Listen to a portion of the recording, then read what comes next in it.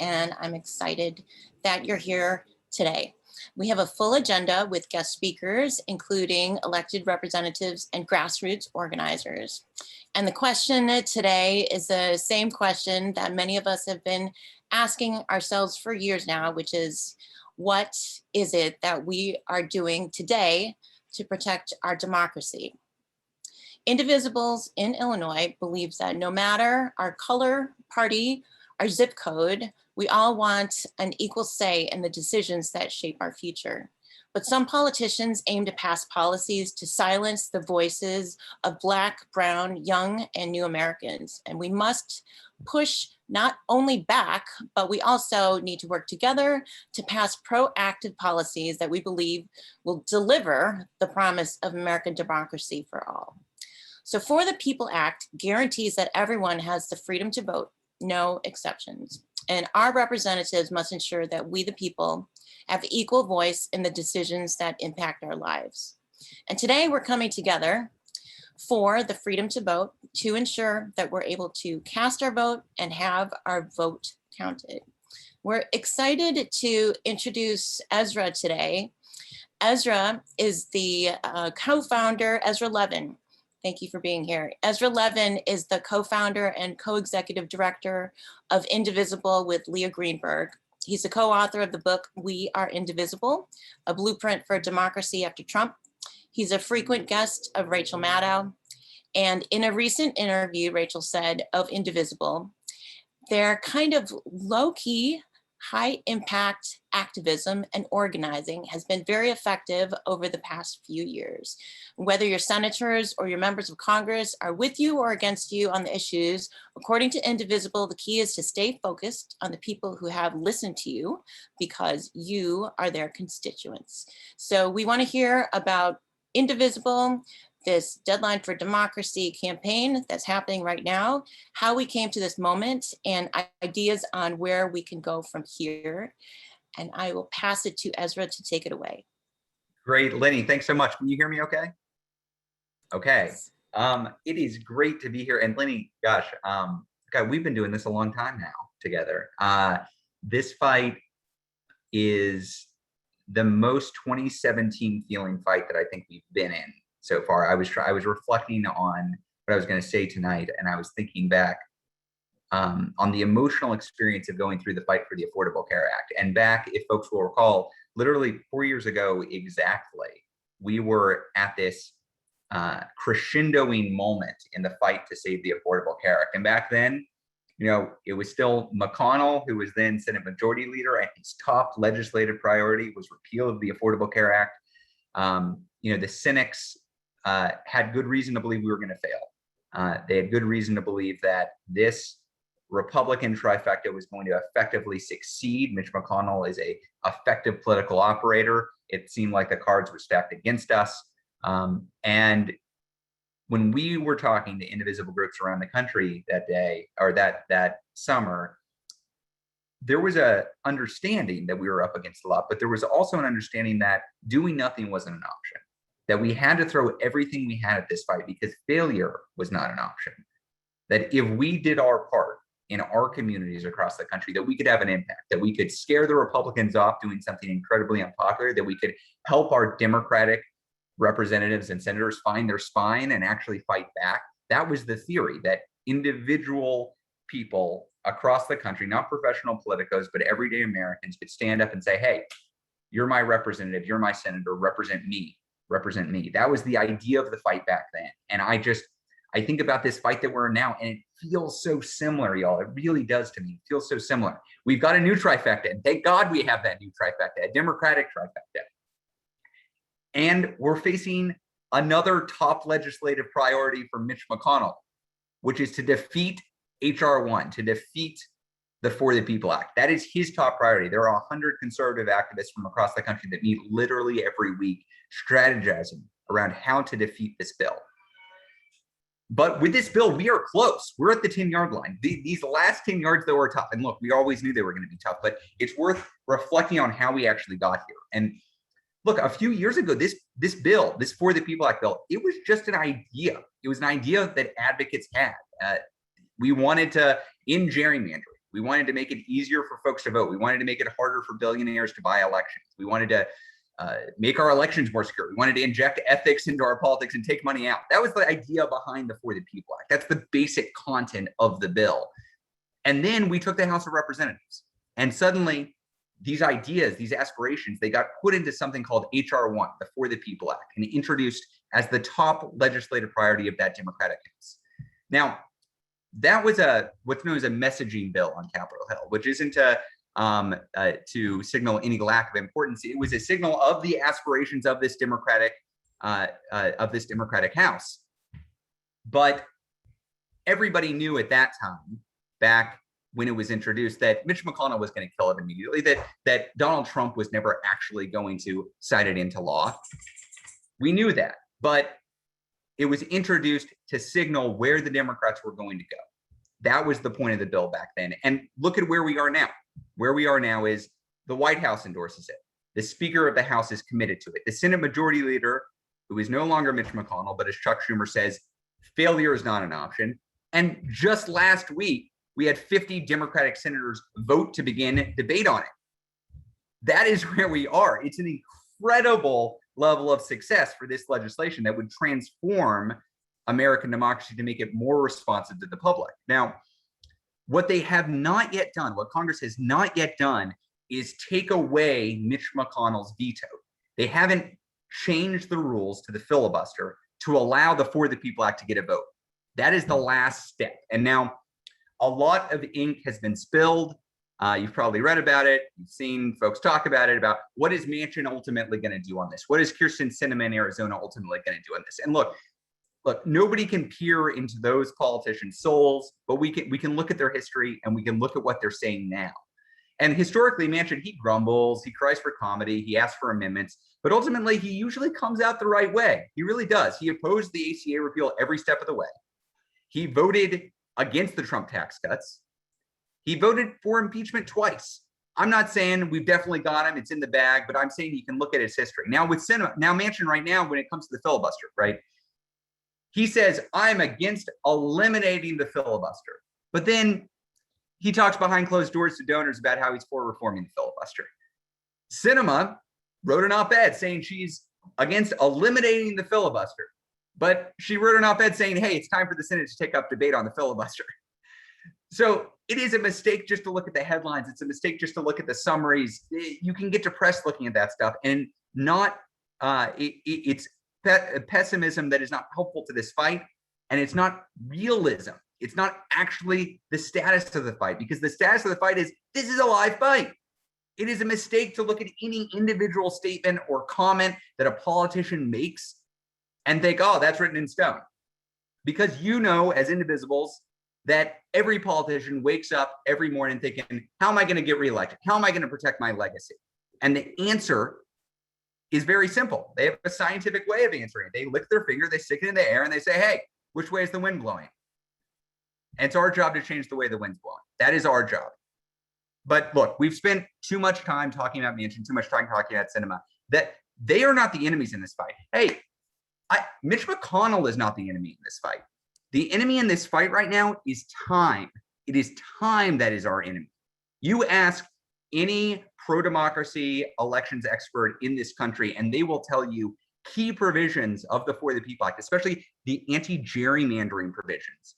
If you don't pass those before the fall, you're not going to be able to implement them in a way that's going to affect 2022. And right now, what we know is there is an avalanche of voter suppression laws being passed in GOP-led states, and GOP election experts in these states are preparing a massive gerrymander that's going to move forward. So they are preparing to voter suppress and gerrymander themselves into power next year unless we do this soon. And not just sometime this year, but in the next month, before the House goes on recess, before the Senate goes on recess, before they go away for August recess until September, we've got to get through this vote. And this vote is not just a vote on the substance of the For the People Act. It is a vote on whether or not Mitch McConnell gets to veto legislation, veto even debate on legislation. We need a vote in July on a rules change to the filibuster so that there can actually be a debate on the For the People Act. That's what we're fighting for. So look, The indivisible model is the same now that it was back in 2017 when we were fighting the fight against the worst of the Trump agenda. Unless you live in West Virginia, Joe Manchin isn't your job. Unless you live in Arizona, Kirsten Sinema, don't lose sleep over her. There are indivisibles and other activists in those states who are using all of their energy to push in those places. You've got power in your state. You've got power in Illinois. You've got power with Durbin and Duckworth. Now, they might be great on these issues from time to time. They might issue statements that are positive. They might not. It's your job to get them there. Even if they are saying the right thing occasionally, you need them to be A+ players. Look at Alex Padilla's Twitter feed. Look at the speeches he gives. He can't hardly open his mouth without railing against the filibuster and speaking positively about the For the People Act. We need your senators doing the same thing. We need them out there every single day saying, we can't wait any longer. Democracy is a priority. We got to get this done. This is ultimately their job to do it. This is the senators' jobs to pass this legislation, but it is our job, constituents of theirs in their states. It's our job to make them do it.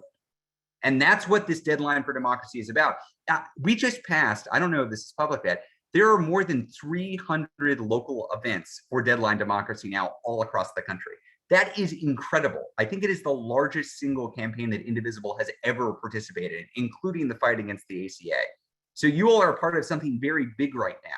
People in just about every state are standing up to try to push their senators. So in pushing your senators, you are participating in this big nationwide campaign that we hope will ultimately drive forward this legislation in July. The only way this gets done is if we, the people, fight for the people. That's how this is going to happen. So thank you for being in this fight. Thank you for doing your part. Thank you for helping us save democracy. Lenny, should I turn it back to you? Yeah, thank you, Ezra, for being here. We know that we have a lot to do. We have 2 congressional representatives here who are going to join us in a minute. But we also know, as you said, that we need to contact our senators to do their jobs. And we are going to hear from grassroots on what we can do in Illinois to make our voices heard from Senator Durbin and Senator Duckworth. But in the meantime, we are waiting to hear from Jan Schakowsky and Rep. Mike Quigley. And actually, we were first going to hear from Representative Jan Schakowsky. We're looking for her. I don't see her yet. Oh, perfect. Thank you. Okay. Thank you. Jan, thank you for being here. Jan Schakowsky is my representative. I was hoping that Ezra could also say a word about Jan, but Jan, thank you for being a champion in the 9th Congressional District in Illinois. And I also want to say thank you, Ezra Levin, for being here with us. I'll pass it back to you, Ezra, to say some final words and to pass it off to Jan. Well, let me just say it's an honor to be on here with Representative Schakowsky. I think one of the best things that you can say about any representative, and you can't say this about many representatives, is they show up. Well, she shows up. She absolutely shows up. She shows up when indivisibles are showing up in her own district. She shows up when there's a fight for democracy happening in the Congress. She is a true representative of the people. And it's, I don't want to take up any more space because I want you to hear directly from her about how she's showing up in this fight for democracy. Representative? Thank you so much, Ezra. Thank you so much, Lenny. I'm so happy to be here with you. Yes, last Sunday I was in Evanston with the Evanston group, and I was so happy to be with them. So I just came back. I just dashed back from dinner. It was for the Democratic Congressional Campaign Committee, but I was lucky enough to spend about a half hour, 40 minutes with the speaker. And, she was so great. She says, we were complaining about the pundits who really don't often know anything about how things really work. And and hi, Rosie, that was a great meeting you had in Evanston. So, and she says, oh yeah, they say, oh, HR 1, you can't pass HR 1. She says, we have to pass HR 1, and we are going to pass HR 1. And I'm telling you, if I put my money down next to any of those pundits or Nancy Pelosi, I'm putting my money on Nancy Pelosi and the Democrats and the President of the United States of America. I also was at the White House today for a bill signing, And what a decent president, thank God we have right now. But so the House has passed HR 1. We passed it twice. We passed it this year. We passed it in the last Congress. And the reason Nancy says that we have to pass it, is because our democracy absolutely depends on it. Not only the voter suppression, which of course is hideous, and we have to overcome that no matter what. And, you know, Merrick Garland is suing, and we've got lots of lawyers, but it's all about the grassroots. And that's what Nancy said even earlier than in the day, that how to put it, it's like outside pressure is everything. And she believes that in her heart. Certainly you believe it in your heart. That's why you're part of Indivisible. The vote that was taken was really, really important. It showed Joe Manchin, who now, by the way, is talking about the necessity of passing things with just 50 votes, reconciliation. But it was important for him to see that no matter what, and no matter how nice he is to them, and that they are going to vote no. They're voting no on everything. Mitch McConnell has asked as a favor for them to just vote no. So it's up to us. It's up to the Democrats in the Congress, and it's up to all of you to make sure that we can move this agenda. I said, it's not just about voting rights. It's about getting all the money out of politics, all the special interest money that has persuaded way too many of our colleagues on the Republican side in particular. And so it's going to take all of us to be absolutely active. I'm going to tell you something, Rosie, that I think I got it wrong a little bit at the rally, thinking that, you know, do we really want to, you know, pick? Doesn't Dick Durbin and doesn't Tammy Duckworth want to get this done? Can we make them want to do it more? Is that really going to help? And John Sarbanes, the author of HR 1, said the advantage of being in touch with our own senators is that they go back and say, my constituents are on fire. They are on fire, and they are demanding that this get done. And I want you to know that the phone is ringing off the hook. So, you know, I'm thinking, really, we want to pick on Durbin. So, you know, we know he's for us, and Tammy, you know, we know she's going to be with us. This is what the author of HR 1 said, yes. Because now we also, obviously, if we know people in West Virginia, we know people in Arizona, that's good. We can, and yes, we already have to start thinking about turnout and voter registration and all those other things. But he said that it's a good thing to make sure that the urgency is really felt. So I'm telling you, this is a situation where our democracy is at stake.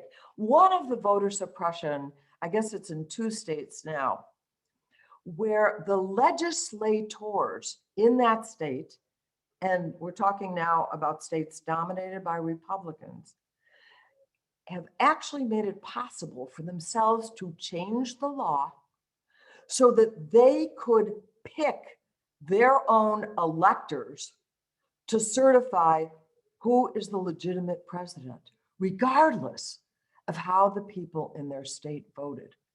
I'm upset about a lot of the voter suppression, about the end of voting on Sundays, about vote by mail, all the voter ID cards that are required. Those are all bad. But that one that's the big steal. That is stealing the election if they vote to be able to change who the electors are. So I don't know what your timing is on this. Those are really my main message. And the other part of the message is just thank you. Because I come from an organizing background, and I have always seen myself really continuing to be an organizer. That's who I am at heart, with the absolute unshakable belief that it is about you, that it's about ordinary people weighing in on these big issues. And so, you know, if we can dream it, we can do it. If we fight, we win. You've heard me chant that all the time. When we fight, say it. When we fight, yeah, I see lips moving. That's enough. Okay. Anyway, so I don't know, you know, if you wanted more to ask questions or whatever, but I'm just happy to be with you. Rosie, can I just interject real quick? I apologize. Yes. Oh, They're about hi- to hi, call Mike. votes here. So it's sort of an in-between period if they call votes and I'm, you know, having to go en route, which is hard to do a link like this. So I'll handle it any way you want. I just didn't want you to think that I was going to blow you off. It's just they're going to be called at the worst possible time. Yeah, well, first, thank you. I just want to say, firstly, thank you to my Congresswoman Rep. Jan Schakowsky for always showing up, as Ezra said earlier. And absolutely, if we were able to unmute right now, you would hear thunderous applause for all the work that you do and for showing up today. So I hope that you can see us all applauding you and cheering you on. So thank you, thank you, thank you. Yes, we're going to move on to Mike Quigley. Because I know that you have votes happening right now.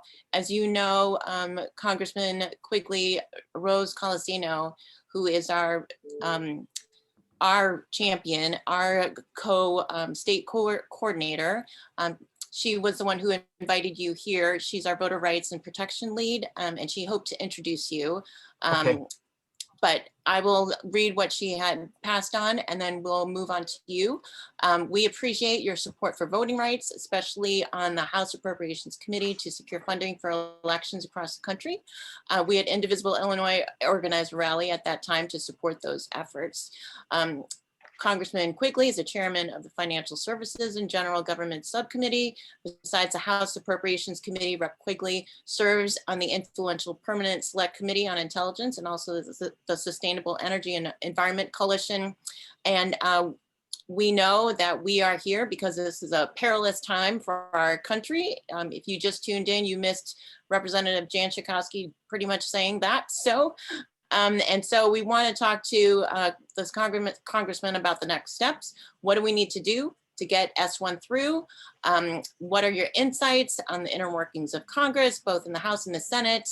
We heard that HR 4 is going to get introduced in the fall. Is that the case? And how can we expedite that? What can we do to drive home our demands? And do we collectively need to do what the Democrats did in Texas when they walked out to showcase their efforts to stop voter suppression? Congressman Mike Quigley, please take it from here. Great. This morning I was on MSNBC and we were talking about the select committee. That's a vote we had today, which is not what we wanted. Obviously, we wanted a commission. The gold standard there is the 9/11 Commission, which was viewed as the public as more fair, less partisan, and it actually had good results, right? And it was followed, and we're safer as a result. But, you know, I served with people who voted against the commission. They voted against the defense supplemental, the vast majority, 212 of them, that would keep the Capitol safe. As you know, several have denied that the insurrection took place. And the 147 voted to affirm a lawful election. So that's what we're dealing with here. So really, the speaker didn't have any other choice but to do this. So that vote took place today. I suspect the speaker will pick the committee in the coming days, if not hours, and we go forward. I just want you to know it's all tied together with the issues that you're talking about. Unfortunately, they've chose power over truth, party over country. In front of the entrance to the old part of the CIA, there's from John 8:32, and ye shall know the truth, and the truth shall set you free.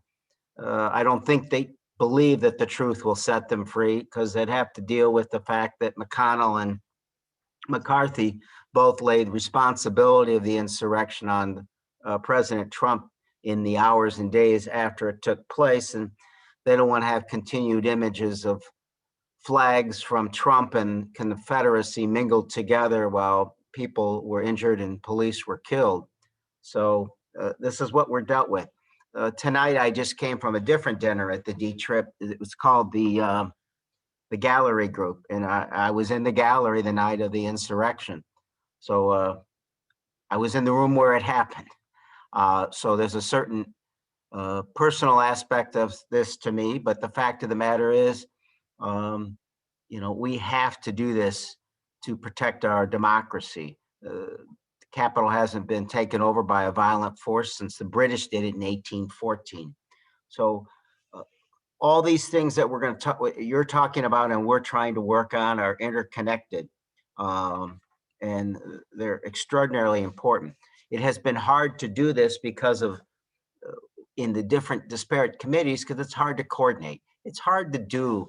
When you have a commission or you have a select committee, you can actually interview someone for a long period of time. You have subpoena power, and it's more coordinated, more cohesive, and I think it'll be more effective. But it'll still, depending on how this gets picked, Nancy doesn't have to accept the crazies. She has to consult with McCarthy, but that's about all.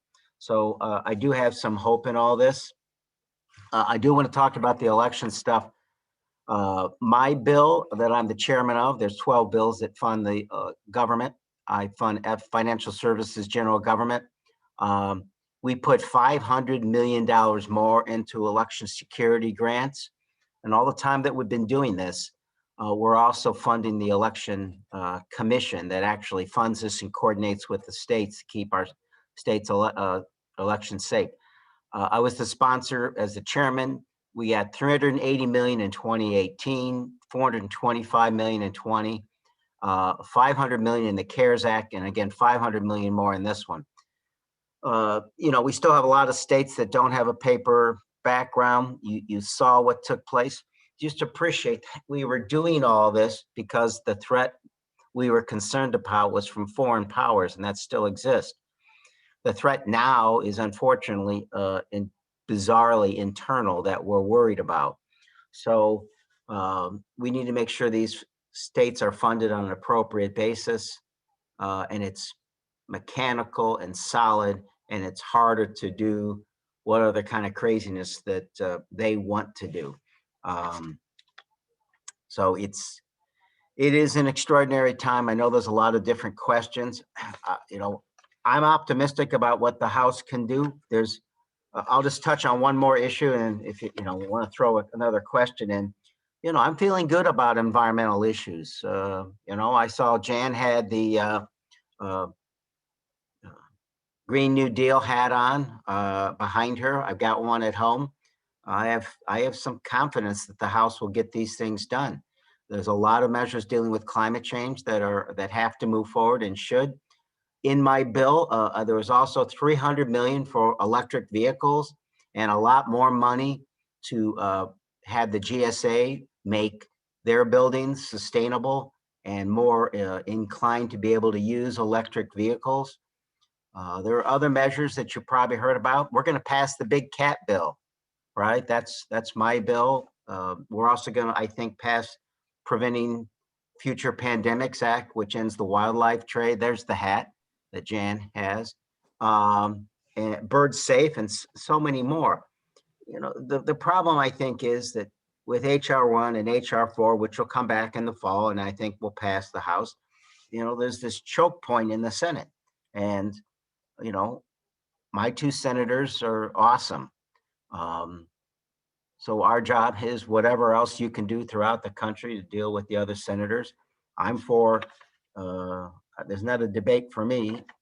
I'm for eliminating the filibuster, but there's so much more to talk about. My main message is it's all connected. You guys do great work, and keep going. Thank you, Rep. Quigley. We do have a couple questions, and in this order, we're going to call on Terry, and then after Terry, we'll call on Marcy. Terry, do you want to unmute? Yeah, there's a lot of talk that S1 as it is will not pass, but Manchin's version will. what is in Manchin's version, what isn't in it, and is it sufficient?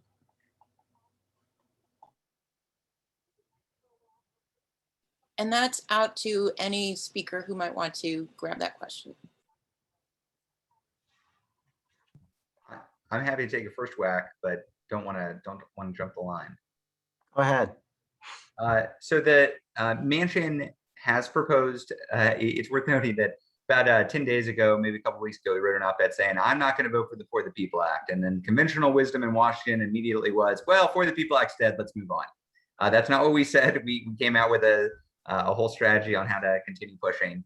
Lo and behold, a few days later, he came out with exactly what you brought up, the amended version. I would say it's a worse and weaker version of HR 1, takes out some important things that we would like to see, public financing for elections. It adds in voter ID. It weakens the automatic voter registration provision in the bill. It weakens a few other things. It does add making Election Day a national holiday, which was not in the original bill, and that is a positive improvement. So I would say this is Manchin negotiating in good faith. He is coming to the table with ideas, and that is healthy. That is how the legislative process ought to go.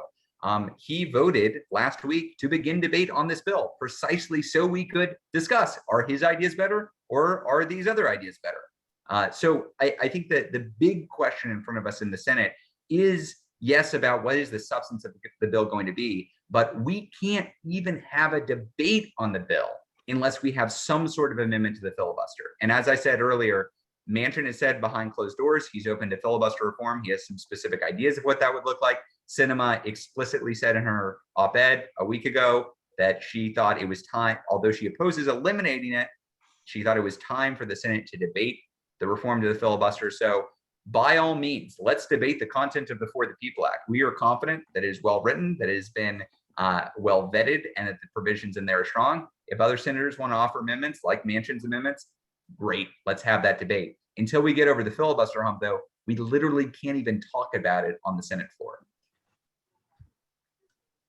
That's a good assessment. There are a couple things. It does include a voter ID requirement. I don't know, did you say that, Ezra? Yeah, which is certainly not great. I think it's significant that Stacey Abrams, said that she could support that. She called it strong. And then, of course, the Republicans glommed onto that and said it's the Manchin Stacey Abrams bill, meaning to undercut, the validity of the bill.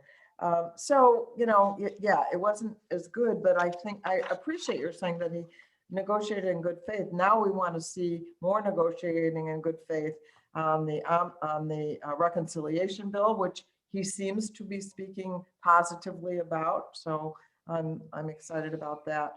We're definitely seeing him moving, and I can't imagine, I sure hope I'm right about this, that if he moves, that Kirsten Sinema will move as well, but she's not brave enough to be the one and only. I don't see that in her. Anyway. Thank you. Any other questions? Yes, we have one from Marcy and then another one from Rosie. Go ahead, Marcy. Yes, Democrats, this is for any of the speakers, the Democrats and Republicans are playing two different games. The Democrats are playing by the rules, you're playing in good faith. I understand it, it makes sense. I heartily hope that everyone would do that, but the Republicans aren't. They're playing dirty, they're lying, they're cheating. How do Democrats fight against this, but still keep your scruples? I just want to say something. Yeah, do that. Go ahead, Mike. We talked about at this meeting I was just at with the gallery group. We talked about what you just said. And, I heard all kinds of expressions that we bring butter knife to a gunfight. But, the fact of the matter is, I think history will treat them poorly. We just can't be, we have to message in a consistent way about what has taken place and their threat to democracy. And we have to be far more brutal and strong about it than we ever have been. We have to be as tough as they are with scruples. And I think there's a way to do it. You know, I think one of the reasons we won those swing districts is because what you're talking about, it appeals to those voters. But, you know, we can't be sweetness and nice about it. We have to paint the way it is. They tried to overturn a lawful election. They do it again. They got police officers killed and hundreds injured, and they're denying its very existence. And I think you make them wear that till the cows come home in the last election. You know, I totally agree with that. And the other thing to remember, we won. Donald Trump lost, and I don't know if anybody saw on MSNBC the end of his rally. He is still blabbing away for 90 minutes, and all these people leaving this outdoor rally. Just what did you see that, Rosie? Or nodding your head? People just like fleeing. You know, honestly, it was great to watch. It was so pathetic. But the other thing, and then we won those 2 seats in Georgia, and John and our president won. Joe Biden won the election. We still are in the majority. We have the majority, and you are not going to find anyone tougher and smarter and undauntable than our leader, Nancy Pelosi. And Biden made the point too. Oh, you know, every time he says, you know, he agrees to something like putting $5 trillion into a care economy, that he did it because he was forced to by the progressives or something. He says, no, we are on the same page. I do these things because I believe in them. So, you know, right now we are poised to win if we're all working together, like with you, to make things happen. They have to do what they're doing because they're on the losing end. When we were in the minority, I think we were probably snootier than we are now, but we have the votes. We're going on the floor. There's about to be votes. We're going to win no matter what they do because we have the majority. So we're fighters. And I honestly, I think we are up to this fight as a Democratic caucus. We lost a number of our members, and our majority is shrunk, but Donald Trump was on the ballot. That's not going to happen again. Donald Trump is not going to be on the ballot anymore, and that's a big advantage for us politically. Thank you. We've got another question by Rosie. I want to speak particularly to Representative Quigley. Both Ezra and Jan have really encouraged us to tell our senators to come out very strong in favor of modifying the filibuster so we can pass S1. And I just don't see our senators, Duckworth or Durbin, coming out strongly, constantly, every day, saying that they're going to do whatever it takes. They have heard from us, and we still don't get that response from them. And so I'm asking you, what do you think, you as an Illinois congressman who has the ear of our senators, what can you do to get them to listen to us and to you? You passed HR 1. You want this to become law. What can you do to get our senators to be strong on these issues? See, Look, go ahead, Mike. yeah, you know, look, I think that the reality of the situation should wear on anyone to realize that waiting for the other side to behave well isn't ever going to happen. And the majority of what has to get done to protect our democracy is only going to get done if you tear apart the filibuster. So it's the ball game for me, and that would be my message.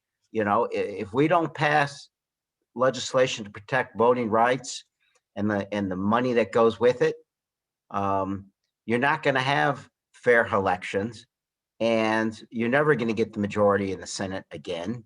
So it is the issue alone is a reason enough to destroy the filibuster, because the filibuster has always been anti-democratic, but this makes it far worse. So I guess my attitude is, at some point the reality sinks in and they recognize the other side's not going to come to reason anytime soon. And there are the forces of honest to God, darkness and evil.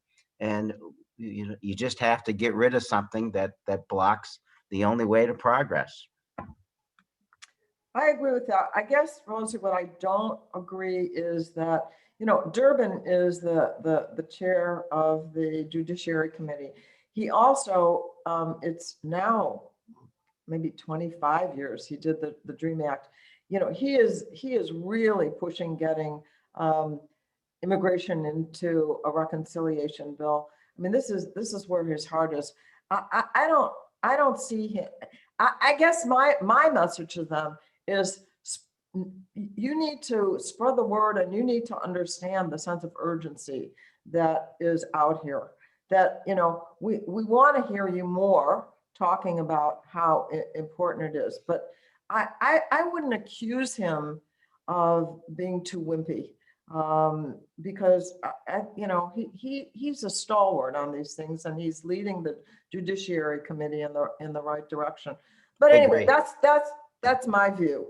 And you'll pick whatever tone you want, because we certainly do want him to convey to all of his colleagues, and he's the whip, that this is what I'm hearing. Here's my stack of letters. I once did that, by the way, on the war in Iraq. Took, I don't know how big. I had staff help bring all that down, that of constituents who were saying, get out of Iraq. But anyway, so there are lots of techniques. In any case, we have to express urgency to our senators. That's for sure. Thank you. We have one more question that please stay for. One question from our clerk from Champaign County, Clerk Ammons, and we'll give him a proper introduction later. But Clerk Ammons, would you like to ask your question? Yes, first of all, good evening. Thank you all for inviting me. And I'll get a chance to thank the rest of you, but I wanted to say thank you to Representative Jan Schakowsky and to Representative Quigley for being on the call and for your service. My question is in relationship to funding. I did hear Representative Quigley speak about 500 million and the CARES Act and things like that. And I know we throw around a number like 500 million and it sounds like a lot of money. But when you have to split that amongst 50 states or however many different jurisdictions, it boils down to not enough to really accomplish what we need to do as clerks. So on the front lines of this work that we're doing, we need the money to be able to buy equipment, to promote vote by mail, to push back on these narratives that continue to make some people within our voting population feel like that the system can't be trusted. And so while I appreciated the CARES money and things like that, that came because of COVID. It didn't necessarily come just from the impetus of the need to bolster our elections. And I'm perplexed, and I'm getting to my question. I'm trying to, because I look at the budget for the Pentagon as 54% of the budget. And it's always, we were talking about protecting democracy and establishing democracy in other places. But why don't we have the same push for voting and democracy in America? Why don't we have a level of funding that ensures every single county clerk and election commission has every piece of equipment that we need to run elections in a fair, free, and accessible way and in a secure way? I just don't understand that. And Clerk, let me agree with you and disagree with you at the same time. And thank you for your service. That $500 million in the CARES Act was actually the third tranche. And again, I'm the chairman of that committee, and we got 380 million in 18 and 425 in the 2020, and we're putting 500 more in addition to CARE into the bill that I just passed out of committee yesterday. Okay. But it is not enough. And the way I compare it is this: after hanging chads and Bush Gore and all the stuff you don't want to remember. This country, the federal government funded virtually a purchase of all new equipment across the country. And yeah, we moved the decimal point over. That's about how much money we spent. So you're right. It's not nearly enough. This, this is what I could get in the manner in which I could, in the time in which I could, and it has to be more, and I'm going to try harder to get more. But you, I mean, so you're right. I'm just saying that the COVID wasn't the only impetus. Okay, Mike, fair there's enough. 8 minutes left on the vote. Yeah, we're gonna have. Yeah, we got to run. We're gonna All have right, to thank you vote. all very much. Thank you. I want to thank Rep. Quigley and my rep, Congresswoman Jan Schakowsky, for joining us here today. And I would also like to thank so much Ezra Levin from Indivisible for joining us. If we could all unmute, we would all give you a round of applause. I wish we could be in person, but feel the energy through the Zoom. And thank you for your service. Thank you. We're going to move on. First, we have a very important public service announcement from Linda Callis from Indivisible DuPage. Please introduce yourself and tell us what's happening. Linda. Okay, thanks, Lenny. So Indivisible DuPage and Western Indivisible Suburban Engagement, which you might know as WISE, we're running a 2-week deadline for democracy event, and it's called Statewide Call Caravan. And if you've been watching the chat, Sandra from WISE has been posting it all along where you can sign up. And the idea is we want everybody to call Durbin and Duckworth, just as we've been talking about, let them know that they need to push for the change in the filibuster so that we can get this passed, the For the People Act passed. And what we're doing is having people sign up for a day. What day are you going to call? So that makes people a little bit more committed to doing it. And then the day before, we're sending out an email with a reminder, with information on how to contact them, and with a script. So it's pretty easy to do, but what we're asking is everybody on this call to please sign up for a day. There's still lots of days left because it's for the 2 weeks, and to send it to everybody you know. We want, as I think Sandy said in one of her chat posts, we want their phones ringing off the hook. And if you can't get a hold of somebody personally, we're asking you to send an email. So we want to make sure that they hear us. So far, we've had 85 signups, which is a lot of people, but we could get a lot more. So just look at the link, which Sandy just put in there again, and she'll keep doing that. And please, please sign up. Make me really busy figuring out who I have to send emails to. That would be great. I love that. Thank you, everyone. Thank you, Linda from Indivisible DuPage and Sandra from WISE for organizing that call caravan to Senator Durbin and Duckworth. Keep them busy. Okay, we're going to move on. We have another half hour, and we did not properly introduce our next speaker. So I'm going to pass it to Terry Marr, who's going to introduce herself, and then Clerk Aaron Ammons. Okay, I'm Terry Marr, and I am the press secretary for the Champaign chapter of Bend the Arc Jewish Action. Aaron Ammons was elected Champaign County Clerk in 2018, becoming the first Democrat to hold that office since the 1930s. Since taking office, he has corrected the voter suppressing efforts of his Republican predecessor, who was notorious for supplying insufficient polling places for University of Illinois students, among others. And he's made his office a leader in transparency by hosting open houses and producing an e-newsletter available to everyone. He was also in the forefront last year in providing ballot drop boxes throughout the Champaign-Urbana area and promoting vote by mail. You couldn't ask for a better county clerk. So without further ado, here is Champaign County Clerk Aaron Ammons. Thank you very much, Terry. I appreciate that. I do have a quick slide presentation to share with you all. Can I share my screen at this point? Yes, you should be able to do that now. All right. Let me try again. All right, and that should be it. All right. Hopefully everyone can see that. Can you all see the screen now? Yes. Yes. All right. Thank you very much. So as Terry said, my name is Aaron Ammons. I am the Champaign County Clerk. What I will be sharing with you all tonight is a little bit about SB 825 that was recently passed by the Illinois State Legislature. And yeah, I don't want to spend a lot of time on my name. All right, here's a little bit of more about me. As Terry said, I was elected in 2018. I also used to be president of SEIU, our local chapter here. So I'm a union man. I worked at the University of Illinois for 17 years. And I also started and co-founded an organization called Champaign Urbana Citizens for Peace and Justice. We worked for about 15 years in the Champaign area dealing with environmental issues, criminal justice reform, as well as political education. I'm also still a trustee until July 22nd of the State University Retirement System. And I am happily married to the one and only, the illustrious, beautiful, amazing State Representative Carol Ammons. And as you can see, I am very passionate about democracy, voting rights, justice in every way, gardening, fishing, and basketball. So they all blend together there somehow. So Senate Bill 825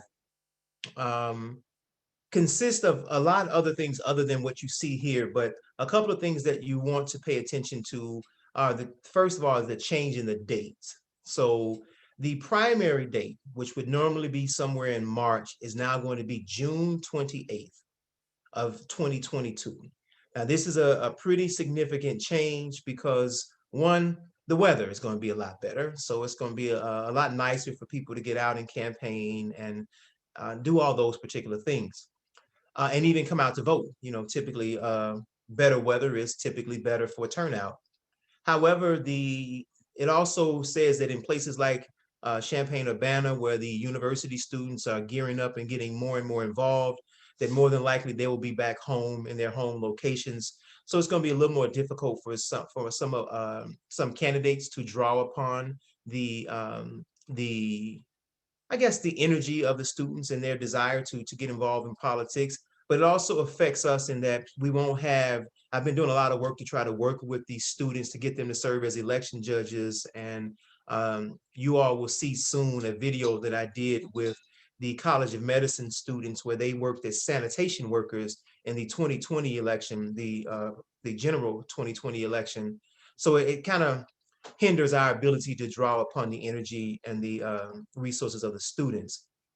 So June 28th of 2022, and it changed a lot of petition filing dates and how many petitions or how many signatures some of the candidates will need.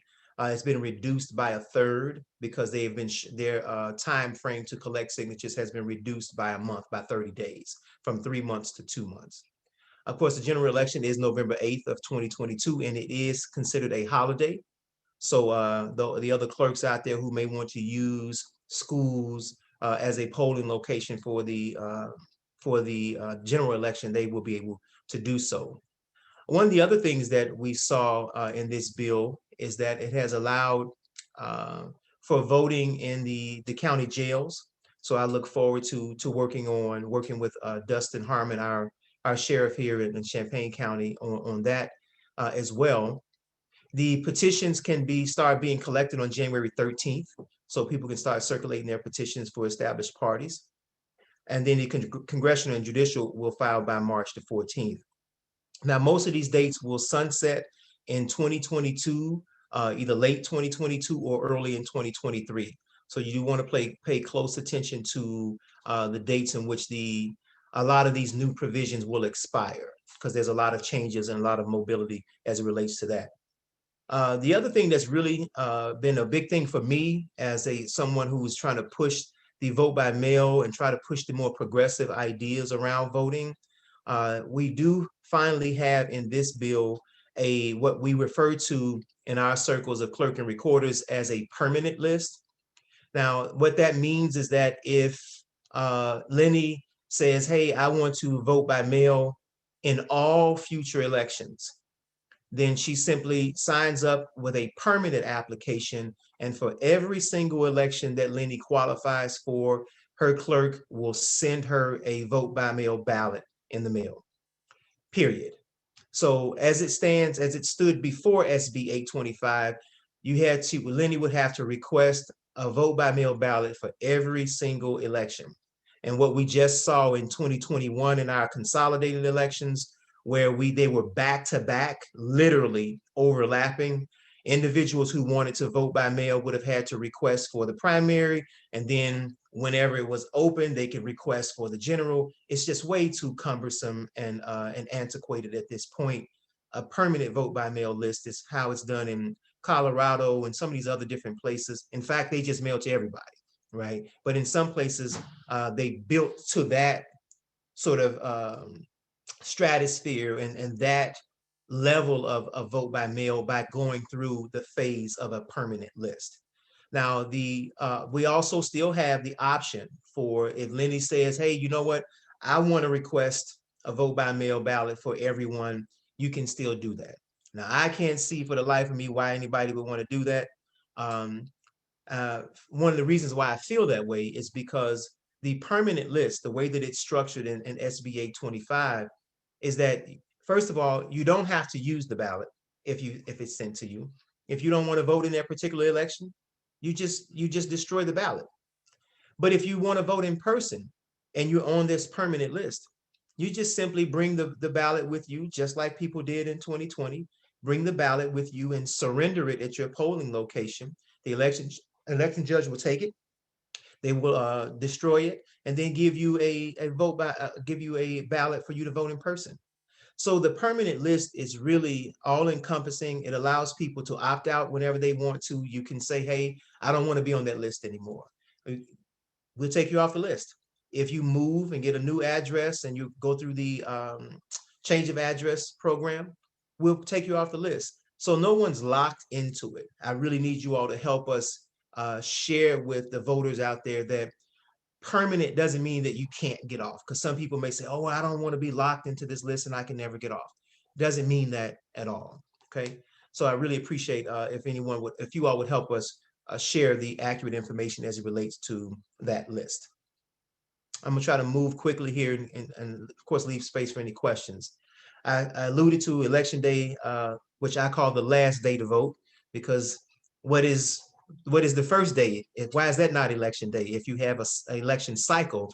So I refer to Election Day as the last day to vote, but we can use the schools as polling locations. The bill also tasks the State Board of Elections to provide electronic voting option for voters with disabilities. The State Board must make a recommendation that allows a person to vote from home with assistive technology. And so we're looking to hear from the board around late December, or probably before then, as to what the language will be around that and how we're going to accomplish that. Basically, what it boiled down to was people with, especially vision impaired individuals who wanted to request a vote by mail ballot, being able to vote that ballot safely and privately in the way that most of us can do, as what this will help them accomplish. The other thing that this bill does around cybersecurity, which is, oh gosh, don't tell me my PC is about to run low. All right, my battery is running low, so I'm gonna go quickly here. I may have to call back on my phone. I left my charger at the office. So cybersecurity requires that election authorities run a vulnerability scan every month.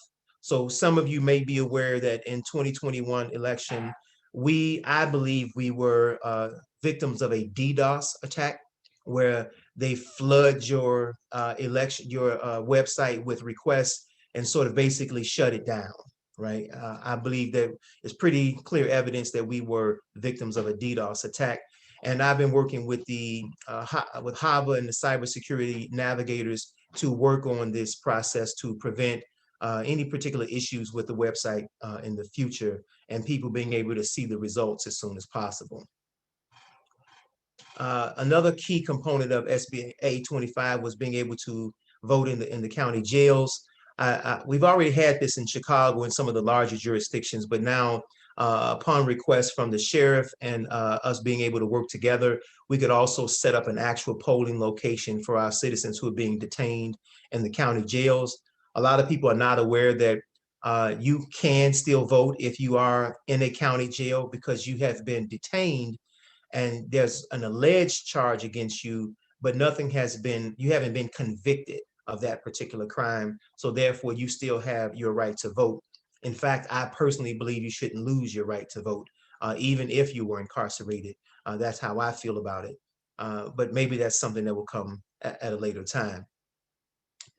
Then the other thing that we had a conference here recently, and this doesn't really speak to the bill. It kind of speaks to what we've been talking about in general here tonight. Tell your story. There is a real push to undermine the confidence in our elections, and that's foreign and domestic. And it must be met with vehement opposition. Those of us who are election authorities or organizations like Indivisible Illinois who care about our elections, we must tell our success stories.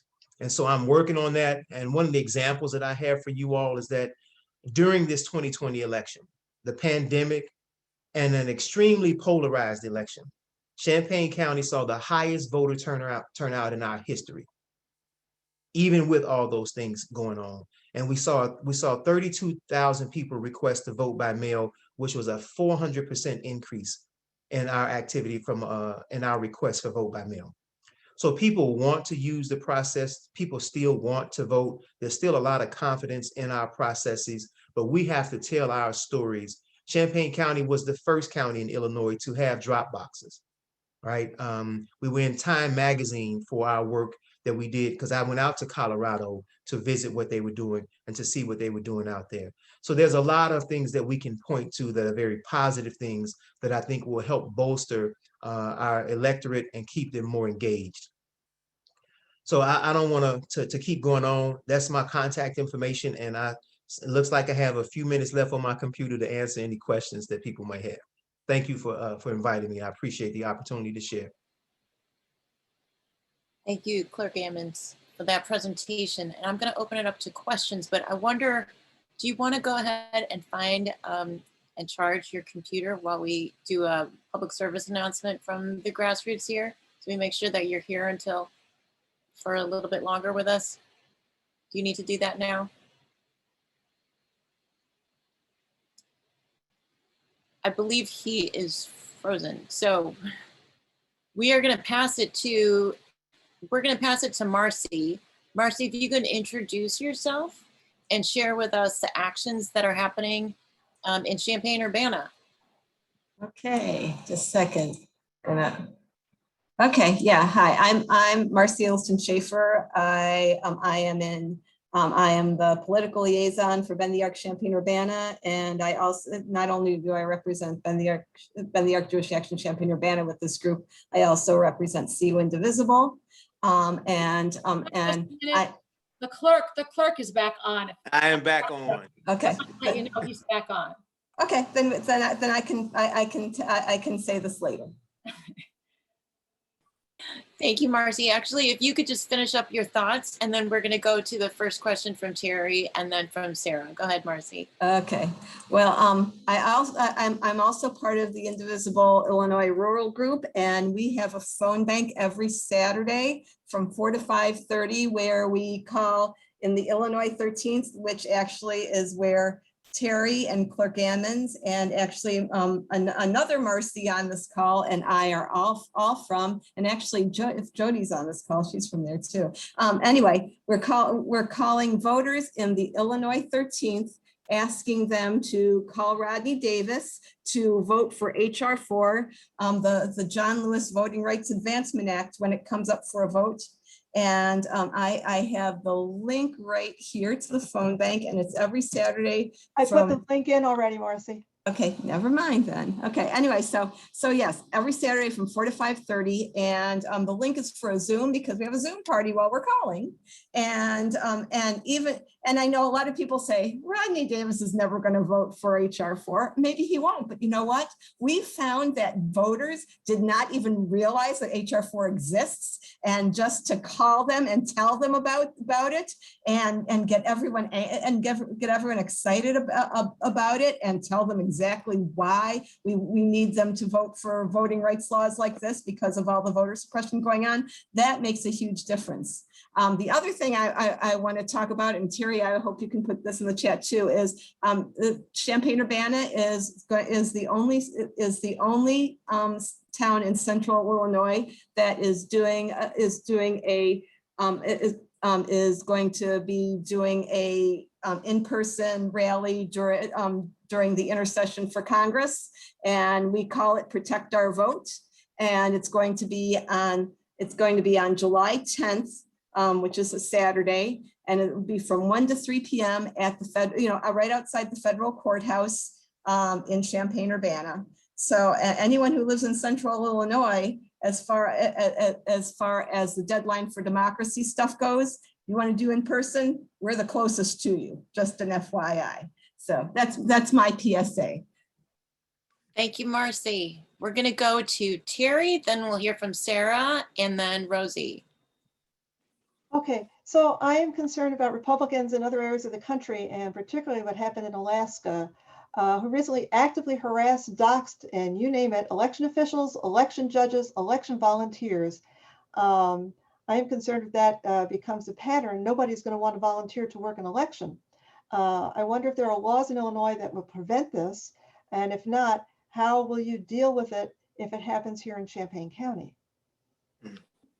Well, one of the things that I would say, Terry, that I'm very happy to report is that even in the 2020 election, the presidential election, where we were really strongly requesting people to wear their masks and things like that, in Brookings, where our home base is, we had one person come in to refuse to wear a mask and want to make a scene and talk about, just all the talking points that we were pushing from the Trump supporters. We just have not had any significant issues with people threatening judges or being hostile in the polling location. It's been very, very minimal, and none of our election judges have said, hey, with this type of hostility or threats, I won't come in and serve. Of course, we had a lot of people decide not to serve because of COVID, but no one has said that they didn't want to serve because of the sort of hostile environment for election judges. I am very cognizant of it, though. My feeling is that when my family and I were receiving death threats, I thought all election officials should stand up and say we have to take a stance on our democracy. Whether or not you like the person that's in the position, there's a post that should be respected as it relates to our system, our electoral system in particular. So I will talk to my representative about making sure that we have some laws or we have something in place that would speak to the safety and security of election judges for sure. But it's not something that we've had a lot of concern with here locally, but I appreciate the question and it gives me a lot to think about in relationship to that. Firstly, thank you for your service, and also that you are getting death threats is wrong. And we need to point out that that is wrong and that should never happen. So speechless on that. And that's the reason why we need to continue with our civic engagement. I mean, at the same time that this call is happening, National Indivisible is talking about critical race theory. So we're going to circle back and talk to our members about that issue as well. And all of our work has to be through an equity lens. It must be. Can I just add something really quick here? Because the threats were also sort of at my wife and my daughter, but what is specifically related to me that I do think that Indivisible Illinois should be aware of, because I'm not sure if it's happening to other clerks, and I'd like to you all to help sort of galvanize that information. But I did receive a lot of stuff that said stuff like, if you think this vote by mail stuff is going to work, you're crazy, you're crooks, you're traitors. And it did make me very uncomfortable when I saw traitor and language like that in letters that were sent back to me as I mailed out vote by mail applications to people. And all they had to do was say yes or no, I don't want to vote by mail. They would send back horrible messages about, just, I don't want to go into all of the stuff that they said. but certain language like traitor reminded me of January 6th. So we did have an individual come into the office, videotaping the office, and it made some of the staff extremely uncomfortable. So I had to come out to address this individual. And then he asked for a birth certificate or something. And we later found out that he had been going from location to location, Sangamon County, McLean County. And he was just basically trying to drum up a need to have certain information on the counters or something like that, just to cause a stir. But it's very unnerving because many of our locations do not have security or any sort of detection devices for weapons or anything like that. So to Terry's question, I do think it's broader than focusing on the election judges. I think it's election offices and things like that in particular, as a whole, should be getting a stronger look from our legislators around security for the safety and security of the people who work the elections in our offices. Thank you. We're gonna go to Sarah and then we'll hear from Rosie. Hi, Clerk Ammons. Thank you so much Hey. for being with us. It's really helpful to hear this from you. And I'm so sorry to hear that things were rough during the last election, and I'm just sorry to know that. I understand that the legislation is very new, and so this might be a little premature, but it's occurred to us that since we have this window of time before we can really start working on the next election, this is a good time for us to work hard on getting people to sign up get on the list for permanent vote by mail. And I'm wondering if you know when those applications are supposed to be available from our clerk. Is there a deadline for that? What can we expect? I know it's probably premature, but if you could tell us what you know. Thank you. So I will tell you exactly what I'm very comfortable saying right now, and then maybe we can talk offline as well. All right. Well, I live in Lee County. I'll just tell you that. Okay. Okay. The legislature pushed through the permanent vote by mail list, but I do think that the language sort of undermines what I had hoped for. And what I mean is, right now there's a 90-day window. 90 days prior to the election, you can send out your vote by mail notice and let everyone know that they have an option to vote by mail, to be on the permanent list, or either the list, or just to request for the upcoming election, right? Now, the language is silent on the primary. It doesn't speak at all to permanent list as it relates to the primary. It only speaks to the general election. Now, maybe this is something that will get cleaned up in the legislature during veto session, but what that means to me is I can start sending the list out now. Since you didn't say anything about it, then that's what I think. Now, I'm going to consult with my state's attorney and all that kind of stuff, but that's what I believe. It doesn't say anything about it. It says we can have a permanent list. I think we can start reaching out to people now. If that is not the case, then 90 days prior is when you can start to send out those applications to people.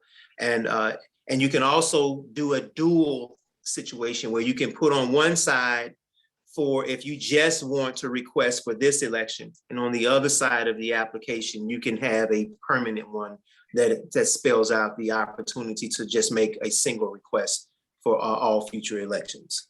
So I would like to see the opportunity to start now. There's a lot of education that has to go on to get people to understand this process. I advocated for it, didn't happen, but I thought it would have been great to be able to use the 32,000 people who requested in Champaign County in the 2020 presidential election. If I could have used that as the base of my permanent vote by mail list, we'd be more than 30%, 35% down the road by now. So, you know, sometimes you say things to legislatures and to the legislature and they listen, sometimes they don't, right? But 90 days. So Right if, now, if I'm not in a county that's quite as friendly as yours, then I can probably assume that we might not have access to the permanent vote, to applying for permanent vote by mail until 90 days prior to the November election. Correct. It only, and that answers Terry's. I think somebody just asked the question, which election? It speaks to the 90 days prior to the next general election, which is November 8th of 2022. Okay. Thank you so much. That's very helpful. Not crazy about the answer, but very helpful. Thank you.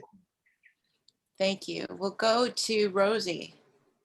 Yeah, I too want to thank you so much for coming to this meeting.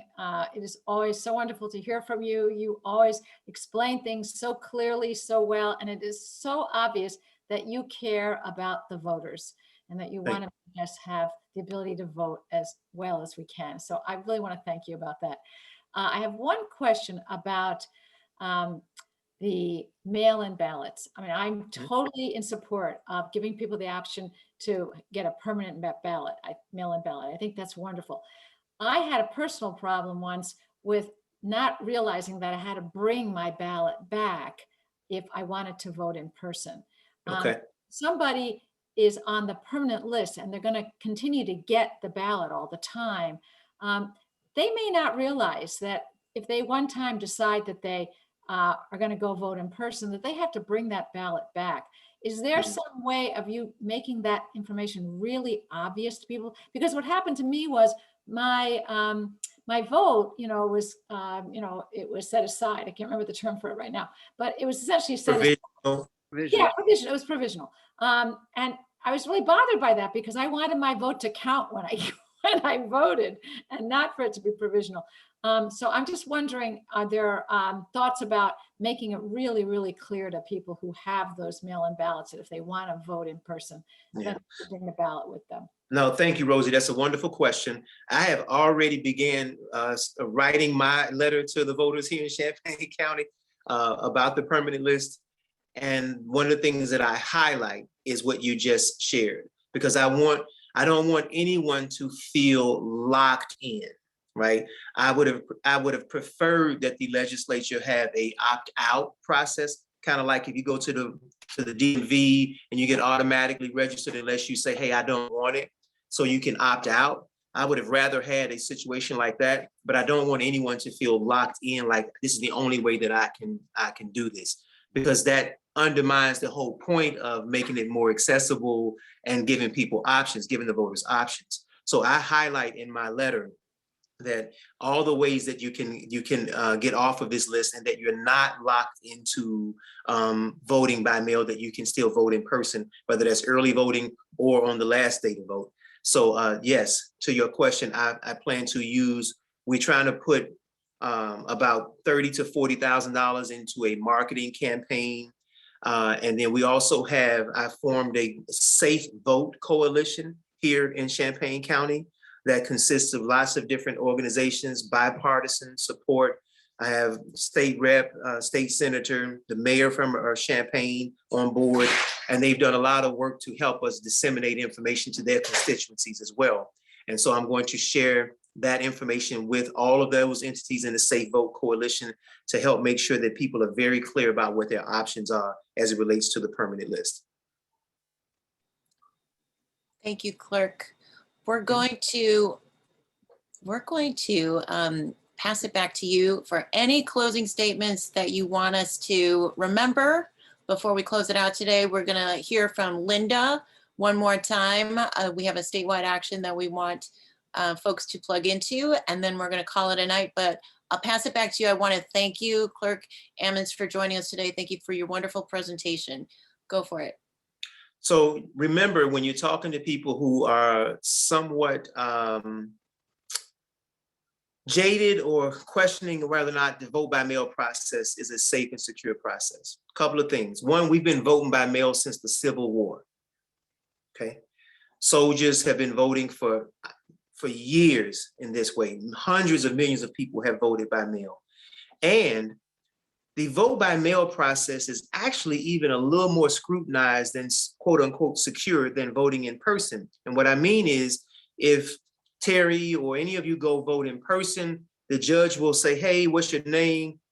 If you are already in the system, you don't have to show ID. You'll sign the book and they'll take a glance at your signature. One person will glance at your signature, see if it matches what we have on the screen, and you'll get your ballot. Right now, there's a much more much heavier scrutinized process on the signature verification. Although we don't have to have 3 people, we have to have a Democrat and a Republican in my office now look at every single signature and look compared to what's on the screen before that ballot can move on through the next stage of the process. So it's just something that you could share with people, that we've been voting by mail since the Civil War, and it's a more heavier scrutinized process into making sure that you are who you say you are, or that is your signature on that envelope, to some degree, even more so than we do in person. Perfect. Thank you so much, Clerk Ammons. And if everybody, you could show your appreciation to the clerk, and we're going to ask you to stick around. We're going to stop the live recording and the live stream, and we're going to take a screenshot with you. But first, before we stop the live stream, we're going to pass it to Linda, who's going to give us one last shout out for the statewide call to action that people can plug into. Linda. All right, thanks, Lenny. So again, Indivisible DuPage and Western Indivisible Suburban Engagement, WISE, is running a statewide call caravan. So we want everybody, and Sandy just put the link again into the chat. We want everybody to sign up and say what day you're going to call your senator, and we will make sure that we hold you accountable. We'll send you an email the day before. We'll give you the contact information. We'll give you the script. And, you know, we want to push our senators to change the filibuster so that we can pass the For the People Act. And I will say that while we were here, I got an email from somebody who just made the call today and said that they got one of the staff members. So, you can get the staff members. And if you can't, you can send an email. So everybody, please do it and pass it to your friends. Thank you, Linda. Again, thank you, Clerk Ammons, for your presentation, and thank you to our other speakers who were here earlier, Reps Jan Schakowsky and Mike Quigley. Thank you, Ezra Levin from Indivisible, for joining us. Thank you, Linda, for your calls to action. Everyone for asking questions. Thank you, Marcy, for also sharing your phone bank and everything that you're doing in Champaign-Urbana. Thank you all to all the Indivisible leaders across the state of Illinois. We've had, I think, at least 15 events that have signed up for the Deadline for Democracy events that are happening right now during congressional recess just in Illinois. So thank you to everyone. I saw photos from Belleville from this afternoon, which were fantastic. Please share all of your photos with us. We love them all. We face many challenges, but by building coalitions and fighting together, grassroots, elected officials, and election officials, elected officials and election officials, we will be victorious. So as Jan Schakowsky likes to say, when we fight, we win. We win. Thank you, everyone.